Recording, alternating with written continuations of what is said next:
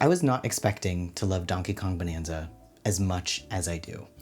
And I am not the biggest Donkey Kong fan. I don't dislike Donkey Kong. I just never got into him. That wasn't really my childhood. I remember playing Donkey Kong maybe like once when I was a kid, but it was like on my cousin's console. So it's not really a game that I have explored myself until this game.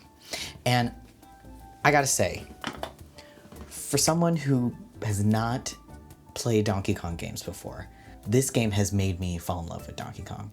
And like I said, I just wasn't expecting to love this game so much, to the point where I could not stop playing it. Like, I played it for, let's see, I've sunk in about 20 hours and I've already finished the game. Like, it's been a week, it came out last week.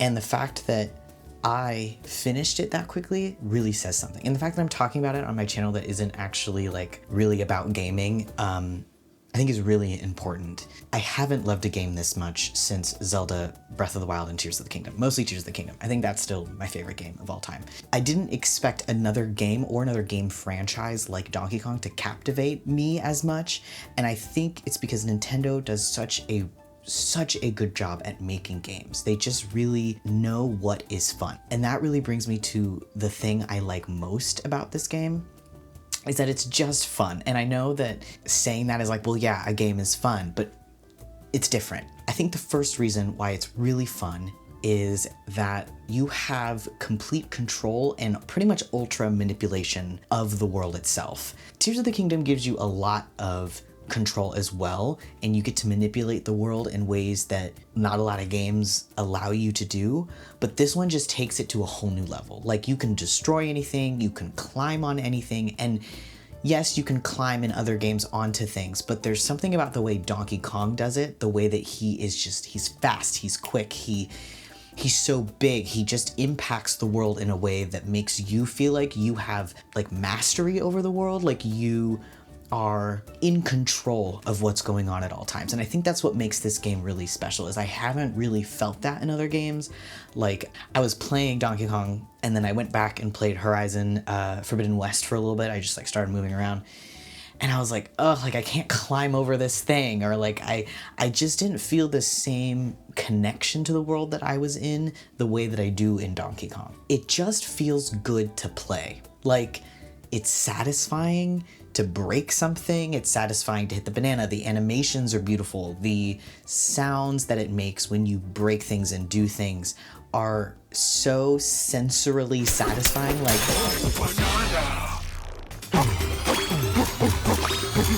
the best way that I can describe it is like, it's like a stim. If you know anything about autism, it's like stimming. It's like a sensory, fun and playful stim. That makes sense. Like, it feels soothing to play the game, even in moments where it's a little bit anxiety producing because you're trying not to get hit by an enemy, or you're trying not to die or fall or whatever. All of the other parts of the game that make it fun and satisfying just outweigh any kind of little gripes and feelings that you may have while playing the game, whether it be frustration, which is just normal in gaming. You're going to be frustrated sometimes when playing a game, but the way that this game balances that frustration and challenge with fun and excitement and your ability to control things is just, it's out of this world. Nintendo really knocked it out of the park. Now, I'm not all rainbows and roses about this game. There are some things that I think I can sort of critique. I'd say the first thing that comes to my mind is the story. It's not the most captivating story. I mean, I think that the way that it is structured makes you a little bit intrigued about like what's going on. It kind of centers around this like company called Void Co. And there's these like three sort of ape characters who are like the bad guys, and they're trying to take over the planet in some way. That's as much as I'll say. And you have to try to stop them. And like, it intrigued me enough to kind of keep going. I think the character design was really beautiful with all three of them. Like, I think they looked great, but it just wasn't like, I wasn't playing this game for the story. Like, I wasn't sitting there being like, oh, I gotta find out what happens next. You keep playing the game because you keep wanting to go deeper and deeper and deeper and see what is next under each sublayer. Each sublayer has its own complete vibe that make them each super unique and fun and exciting. Sometimes those vibes aren't like exciting and fun, but more like kind of maybe, I don't want to say creepy, but they sort of give kind of maybe a darker, kind of edgier vibe, some of these sublayers, which I think really makes the game kind of complete. It sort of rounds out the planet because it's not all just like a really beautiful forest scene or beach scene. Like each layer has its own unique feel and aesthetic, and that also is reflected in the enemies and the things that you come across and the sort of different dynamics that come up and things that you need to manipulate and puzzles you need to solve. They all are sort of not only wrapped up in the actual layer that you're in, but also in the bonanzas you end up getting throughout the game by going down deeper and deeper into the planet's core. So another thing that is not amazing is the frame dropping. I will say 98% or 95% of the time I was playing, it was super buttery smooth. So this is like nitpicking at this point. I know that some people will probably be like, there should be any frame drops at all. And I'm just not, I don't know. I'm not like that with my games, and I don't think it's realistic to expect game developers to have things be absolutely perfect, no frame drops at all. And I think that on the system, on the Switch 2, it's impressive. Like, I think people are really downplaying how great the Switch 2 is. I think there's a lot of hate around Nintendo right now, which I think in some cases is kind of warranted. But I think I'm gonna make a review on the Switch 2 because I want to talk about all that stuff. But the thing that people I think are losing sight of is you're playing on a screen that's 1080p at 60 FPS for this game, like handheld. That's impressive. Like, I don't think people are understanding the like landscape of handheld gaming consoles that we have that don't output that sort of performance, like handheld. And then you're doing 4K 60 docked. Like, and that thing is, I mean, the Switch 2 is tiny. Like, that's thin, y'all. This can do 4K 60 when it's docked. Like, I'm sorry, but that's impressive. So with that being said, the fact that there are some frame drops in this game, I think is very excusable, personally. But I will also say that it was noticeable when it did drop, especially in the big boss fights, like the really big ones. There's sort of smaller ones, and then there's sort of kind of bigger ones. I won't spoil those, but there are some big ones that it really significantly drops, and you're like, ugh.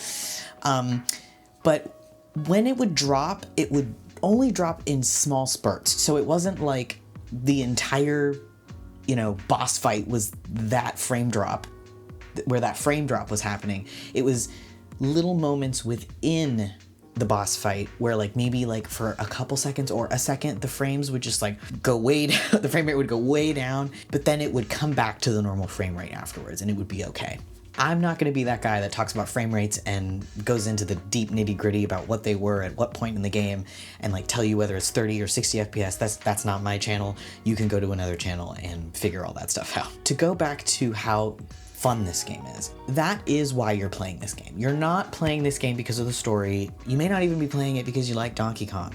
Again, I didn't have a super intense affinity for Donkey Kong, but it's the way that Nintendo allowed for Donkey Kong's strengths as a character to manipulate the world and be interacting with the different things that are in the world that make it never boring. Like, I thought that I was going to start this game and be like get tired of destroying things over and over again. But the ways in which they give you different avenues and puzzles and mini games to explore that mechanic over and over again in a different way and go and move about the world in different ways made it so that it was never boring. Like, it was so varied what you could do.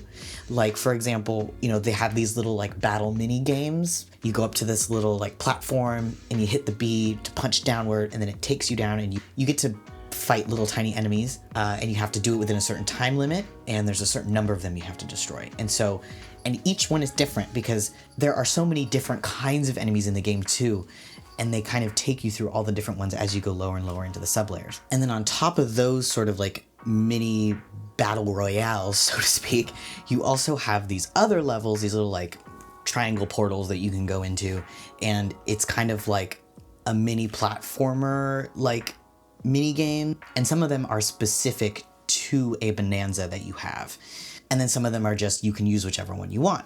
And all of those are different too, and they're so vast, I would say they're pretty vastly different, where it sort of feels refreshing to play because they're not like the main game. And then when you go back to the main game, it's like refreshing again because you are doing just something different than you were before.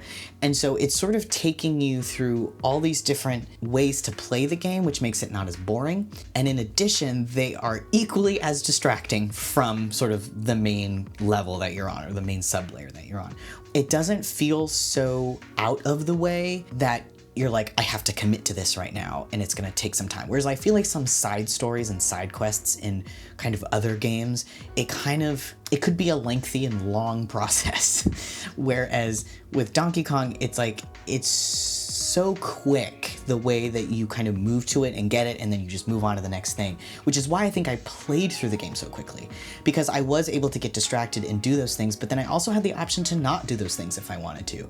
And it just kept you, it made it easy for you to keep moving if you wanted to keep moving, but it also made it easy for you to get distracted every 5 minutes or every 30 seconds if you wanted to. And I think that's great because that appeals to so many different gamers and players who have different play styles. And I think Nintendo thought about that, and I think that they understand that having a game like this can really open up how people play games, because they've seen that in their games over the years with Breath of the Wild and Tears of the Kingdom. They've seen how those games have allowed players to be creative and get really crazy with it, and Nintendo encourages that and allows you to do that. And I think that sort of comes to a head in this game. Okay, the Bonanzas are super fun. They're all different. They're all very varied and have their own special skills and strengths, and they're relatively easy to use. Like, the controls sort of make sense. And I think the game does a really good job of introducing you to each Bonanza one by one and doing it in a paced way, so that each time you get a new one, you have enough time playing with it that you get used to it, and then another one is introduced and you're like, oh cool, like here's a new thing. And I would say that some Bonanzas you use more than others, but it also just depends on your play style. Like, I think for me, the Kong Bonanza, the very first one that you get, I probably used that one the most, and then another one, which I won't spoil for people. But that one, I'd say I probably used that one the most, just because he destroys things so quickly, and I really loved destroying stuff in this game. And I love that you had the ability to just pick whichever one you wanted to use for the job, and sometimes it was, you were able to use one or more of the same Bonanza for that specific thing that you wanted to get done. And I just think I think that's just so clever, and I think each mechanic that they introduce in the game, being able to kind of use it at will and don't use it when you want to. Like, you don't have to use the Bonanzas all the time. You do have to use them sometimes, because it's kind of, the game sort of forces you to use them in some scenarios. Most of the time, if you don't want to be using it, you don't really have to. And I just think that's clever game development. Another thing that I think people are going to really like about this game is the replayability of it. When I finished the main story, I didn't think I'd want to pick it up again, because that's how I am with most games. Like, I finish it and I'm like, okay, done. Like, move on to the next one. Like, I finished it last night, and today I've been having thoughts of like, oh, I kind of want to go back and I want to play it. Like, maybe you get all the rest of the Banandium gems that I didn't get. And I've never really thought about that before. There are some games that are like that for me, but it's rare. And so the fact that it has a lot of replayability potential, I think, is great. And I also think there's going to be a lot of fun speed running that we're going to see online that I cannot wait for. And I think I already saw one, somebody post one, and that's like, it's super cool. I'm definitely going to be watching those speed runs, because I play the game in a very specific way, and I'm so excited to see how other people play it, and just how, I mean, I've already seen people who like, there's this Banandium gem like way up on top of this, like, I don't even, like this structure, and they were really far away from it, and they used sand, they threw sand to make a bridge. And I was like, girl, I don't know how long it took you to do that, but that's freaking wild. But they were able to run over to it and get the Banandium gem by making a bridge out of sand, because the sand sticks together. And then they used that as a ladder to get all the way up. And so, just so clever. And that's why I think Nintendo is so great at game development when it comes to creating a sandbox, pretty much sandbox world to be creative in how to get things and go about things. And that brings me to how this world feels open world, but it's not. Like, you do have to descend through each sublayer. You have to get to a certain point before you can go lower.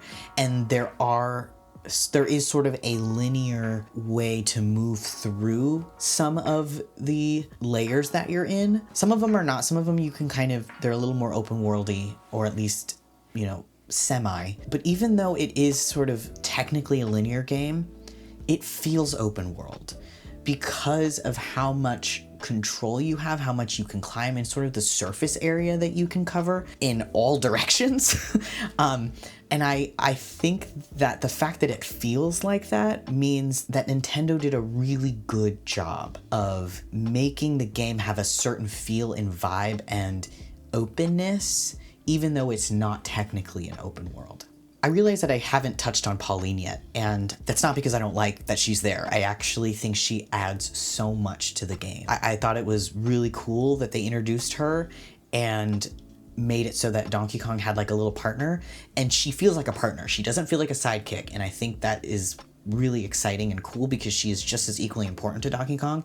And when you don't have her, it's a parent. And I think that is very clever and smart of them. And it's not only that you miss her or that you notice she's not there, it's that it's just quieter. She speaks a lot, and it made you feel like you had someone with you the whole time, like you had a buddy that you were playing the game with. And the fact that you can play co-op, I think, and that they made it so that you can play co-op and someone could play Pauline, I think was also intentional to make it feel that way, so that you weren't just sort of solo going about this world alone. In Tears of the Kingdom, you have those characters that kind of move around with you once you start to collect them, but Donkey Kong does it differently, where she's actually a person who's with you on your back the whole time. She's talking to you, she's engaging with you, she like tells you little cues when like, oh no, like watch out. And it's so clever that it's helpful, and it makes the game a little easier. And I don't think making a game easier is a bad thing. I'm gonna get into that in a second. But I think having Pauline is a tool. Like, she is an asset to the game, and it feels much lonelier when she's not there.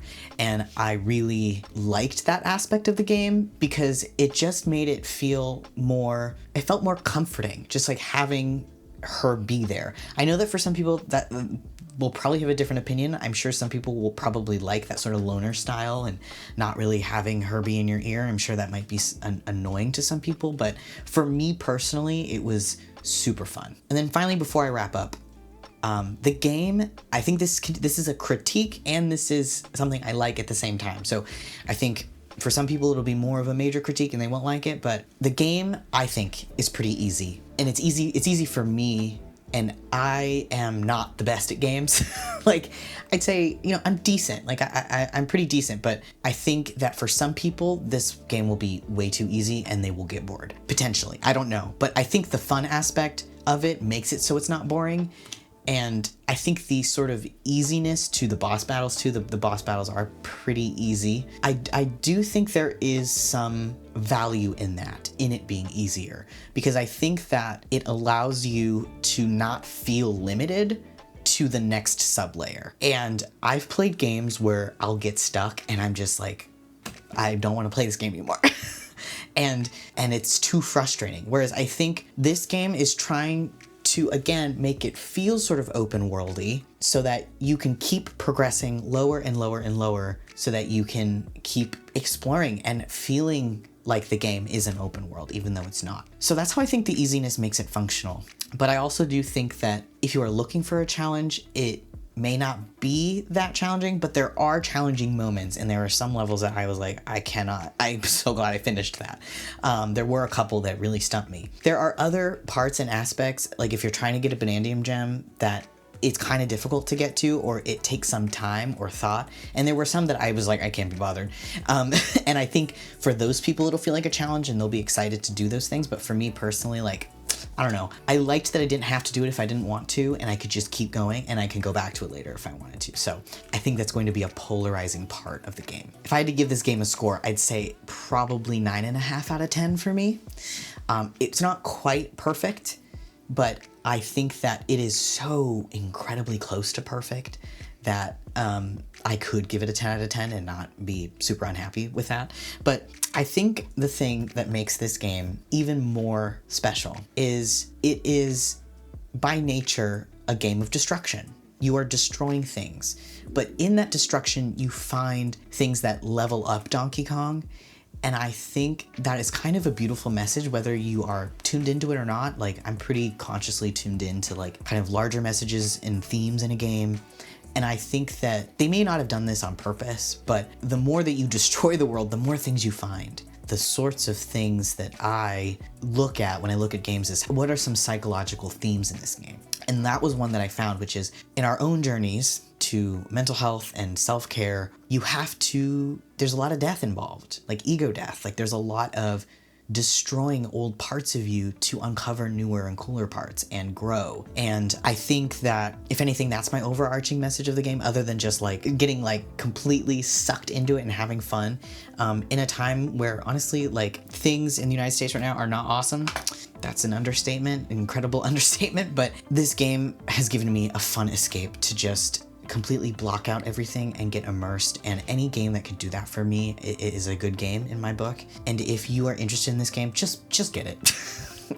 Do yourself a favor, just get it. Treat yourself to a physical copy too if you're into that, because I'm really glad that I did. When I picked up this game, I was like, I don't know if I'm gonna like it. Like, I really was on the fence about it, and I am so glad I got the physical, because this is gonna go down in history as one of my favorite games. So I hope you enjoyed the video. Like and subscribe if that's something that you're into. My channel is not based around gaming, but it is very tech-based, and I think gaming and tech are adjacent. So if you like that kind of content, I do a lot of photography and creation stuff too. I'm also gonna be making videos about other tech things, so stay tuned. Please stick around if that's something that you like, and have a good one.